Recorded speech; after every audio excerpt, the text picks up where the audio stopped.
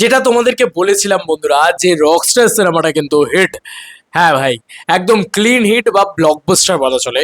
বন্ধুরা, অনেকগুলো রাইটস নিয়ে সেখানে আলোচনা করেছিলাম, কিন্তু আজকে এটা বলতে বাধ্য হচ্ছে যে রকস্টার সিনেমাটা দুর্ধর্ষভাবে, দুরন্তভাবে খুব সাকসেস পেয়েছে। তা নাহলে কি সত্যি সাকসেস পার্টি করতে দেখতে? এটা কি আমাদের এখানে যে এরকম ধরনের অনেক ছবি আছে, যে ছবি হয়তো 2 সপ্তাহ 3 সপ্তাহ চলছে না, 1 সপ্তাহ চলছে, সাকসেস পার্টি হয়ে যাচ্ছে। আমি কোনো বড় সুপারস্টারের ছবির কথা বলছি না, এখানে অন্যান্য ছবির কথা বলছি, কারণ এখানে বড় সুপারস্টারদের ছবি তবুও বা চলে, বাদ বাকি তো চলেই না। তো যেগুলো চলে না সেগুলোর সাকসেস পার্টি হতে দেখতে পাই আমরা। বাট সেটা কিন্তু রকস্টারের ক্ষেত্রে নয়। রকস্টার ছবিটা একটা বেসিক লেভেলে চলেছে, স্পেশালি বিদেশে দুর্ধর্ষ ব্যবসা করেছে একটা ওয়ার্ল্ড ওয়াইড বক্স অফিসে। এবং মেগাস্টার শাকিব খান যে কালেকশনটা বাংলাদেশ থেকেও করেছে, এটা কিন্তু হিট তকমা পেয়ে যাওয়ার মতন বক্স অফিসের কথা বলছে। টেবিল মানি ইত্যাদি আরও নানান জিনিসপত্র রয়েছে। এবং তার সঙ্গে সঙ্গে এই ছবিটা কিন্তু খুব যত্ন সহকারে চরকিতে বিক্রি হয়েছে। এই ছবিটার মিউজিক রাইটস কিনেছে এসবিএফ। এই ছবিটার চরকি এসবিএফ তারা মিলে কিনেছে। তারপরে এই নানান ব্যাপার রয়েছে, তো সব মিলিয়ে আমি তোমাদেরকে আগেও বলেছিলাম একগাদা রাইটস রয়েছে, সেই সব রাইটস দিয়ে এই ছবিটা খুব ক্লিন একটা জায়গায় রয়েছে, খুব একটা মানে ভালো জায়গায় রয়েছে। কোনোভাবেই রকস্টার সিনেমাটা প্রিন্সের মতন জায়গায় গিয়ে পৌঁছায়নি। কারণ রকস্টার প্রযোজকদের তো কখনো বলতেও শুনছি না যে তাদের ছবিটা খারাপ চলেছে বা ইত্যাদি চলছে না, এরকম ধরনের কোনো কথা আমি তো অন্তত বলতে শুনছি না।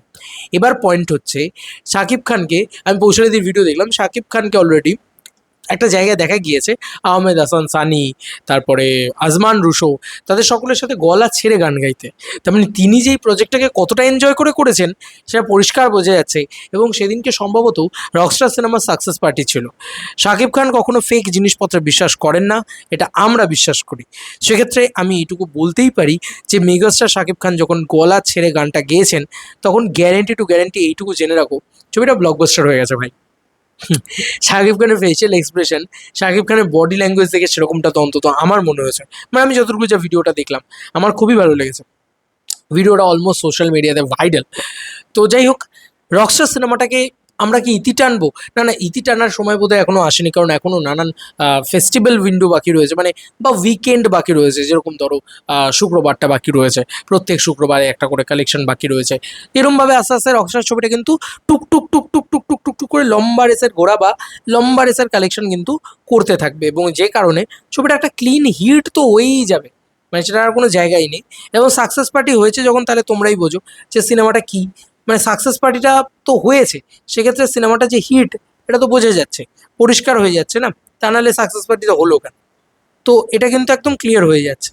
তো যাই হোক, এটা একটা লেটেস্ট আপডেট বলা চলে, খুব আনন্দের আপডেট বলা চলে, যে মেগাস্টার নিজে গান টান গেয়ে একদম একটা সেলিব্রেশন করে এটা পরিষ্কার করে দিলেন রকস্টার ছবিটা হিট হয়ে গেছে। তো দেখা যাক পরবর্তী ছবি মেগাস্টার শাকিব খানের কোন ছবিটা, সোলজার শুনছি, সোলজার পরবর্তী ছবি গ্যারান্টি টু গ্যারান্টি হিট হোক। তবে আমি চাই মেগাস্টারের একটা এমন কালেকশন আসুক যেটা বরবাদকে বিট করে যাক। এরকম কোনো ছবি দেখতে পাচ্ছ আপাতত লাইন আপে? আমি আপাতত দেখতে পাচ্ছি না। হিমেল আশরাফের ছবিটাতে কালেকশন বিট করার একটা জায়গার আহ, ভরসা রয়েছে, কারণ প্রিয়তমা দিয়েছে সে, এটা তো মানতে হবে। আর বাদবাকি দেখা যাক কি হয় না হয়। এবং বাদবাকি দেখা যাক যে কালেকশন বিট করার একটা ব্যাপার, যে বরবাদের কালেকশন বিট করে দিচ্ছে, তাণ্ডবের কালেকশন বিট করে দিচ্ছে, তুফানের কালেকশন বিট করে, একটা 50-60 কোটি টাকার বক্স অফিস কালেকশন এলেও না লোকে পাগলা হয়ে যাবে। যাই হোক, এই ছিল এখনকার মতো ভিডিও। তোমাদের আর কি মতামত, এটা ভিডিওটাকে নিয়ে যাবে কমেন্ট সেকশনে। চলো বন্ধুরা, কোনো ভিডিওতে দেখা হবে, বাই।